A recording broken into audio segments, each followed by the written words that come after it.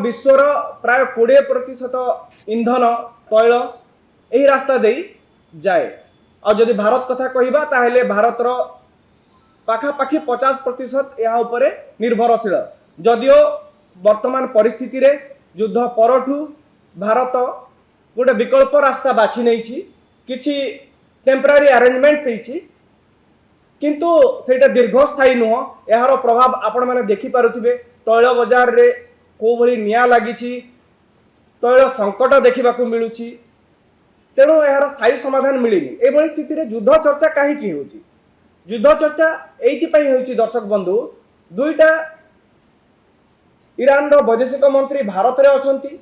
भारत रे जो स्टैंड नैछंती आपण जदि देखिथिबे जे यूएई को जो भली भाषा रे समालोचना करिसंती यूएई रे स्टैंड को जे जेतेबेले ईरान ऊपर आक्रमण हैला, ईरान ऊपर जेतेबेले अमेरिका अटैक कला सेतेबेले निंदा करिनी यूएई बोली। तो सेपटे ट्रम्प जाइकी बेजिंग रे अछंती। अमेरिका राष्ट्रपति गोटे नुआ नैरेटिव सेट करिया पई किछिटा जो जिनस समाधान न होई परिकी रही जाइछि ताहार समाधान रो बाट काढिया पई निजर अमेरिकार किबा बड़ बड़ कंपनी रो मुखिया को नेकी जाइछंती। सेठी स्टेट ऑफ हॉर्मुज कथा भी उठिछि, जोथरे कि चीन राष्ट्रपति सहमति प्रकाश करिछंती जे स्टेट ऑफ हॉर्मुज खोला जिबा कथा। युद्ध विरति चली, तेणु स्टेट ऑफ हॉर्मुज को एभली कोनोसी देश ता उपरे कब्जा करिकी सारा विश्वर अर्थनीतिक उपरे संकटर कला बादल छाइबाकू देबा कथा नुह। एबे प्रश्न उठिछि जे जदि ट्रम्प जाइकी बेजिंग रे रहिकी से जिनपिंग को सहित आलोचना करिकी गोटे शांतिपूर्ण समाधान किंबा विश्वर जो विपद माड़ी आछि तार समाधान पई बाट खोजुछंती, ताहेले युद्ध चर्चा काहीकि? युद्ध चर्चा एथि पई होउछि जे ईरान गोटे आडामेंट अछि, ईरान नहिबाकू नाराज। आज भी देखंतु जो गोटे शर्त सबुठु बड़ शर्त यूरेनियम एनरिचमेंट, एई शर्त रे ईरान लेखिकी देवा पई किछि चाहुनी। उल्टा अमेरिकार आभिमुख्य देखिकी ईरान कहूछि जे दरकार पड़िले 90% पर्यंत यूरेनियम एनरिचमेंट करा जिवो।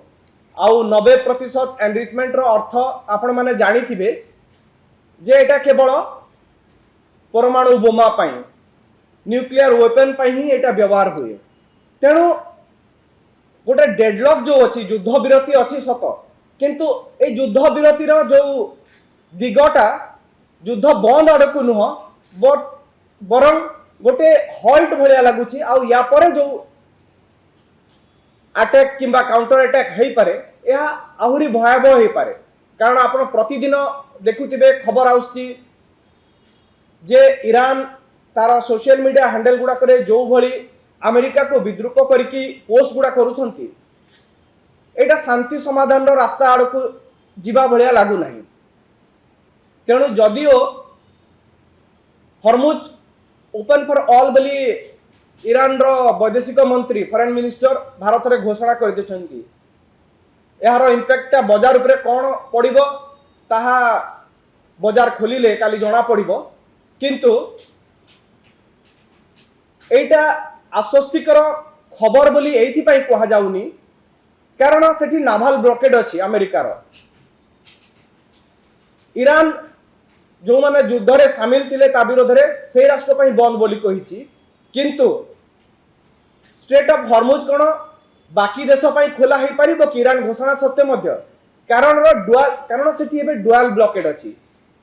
ईरान तार शत्रु राष्ट्र गुडी को ब्लॉक कर रखिछि, आउ अमेरिका जो नाभाल ब्लॉकेड करिछि सेटा ईरान जहा को छाड़ीबा को चाहिबो ताकू से आसीबा को देबो नै।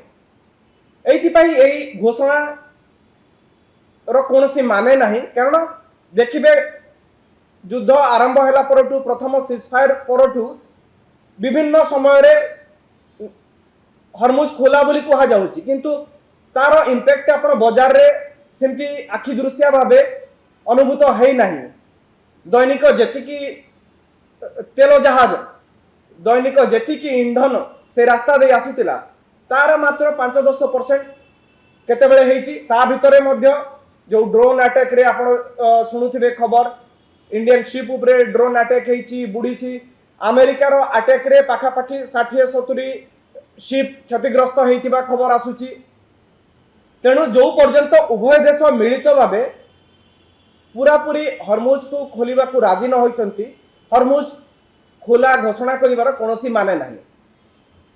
तेणु एबे देखिबा को बाकी रहिला जे ट्रम्प फेरी की कौन घोषणा करुछंती।